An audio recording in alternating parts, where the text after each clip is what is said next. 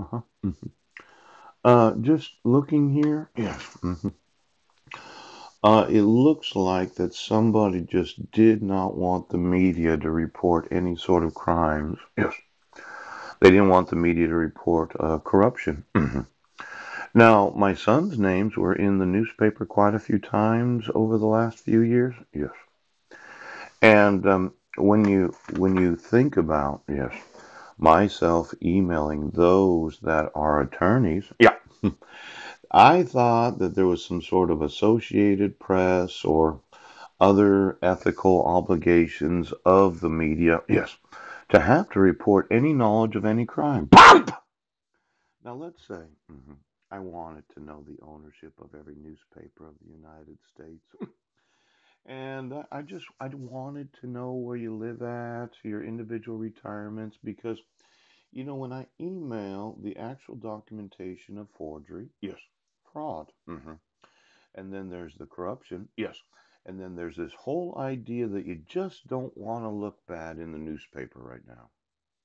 Why don't you get me the employees of every newspaper of the United States, yes, that has any knowledge of misprison of felony, any knowledge right now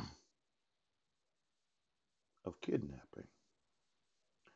Why don't you get me the newspapers? Because you're going to find out, yes, as soon as I get my sons, pooch, I will sue every form of news media in this nation that has a legal obligation to make sure that the laws of the United States that they do get enforced. Yes.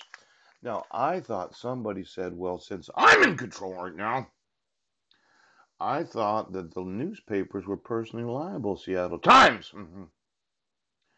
Now, I emailed numerous newspapers throughout the United States, and no one wants to obligate newspaper. I emailed what was it again? Bjork. And then there was the Gannett. And then there was the Los Angeles Times. Chicago Tribune. Pop! You know, I'm thinking that somebody's really wanting to cover up what is known as felonies, and I would think that any media mucking right now.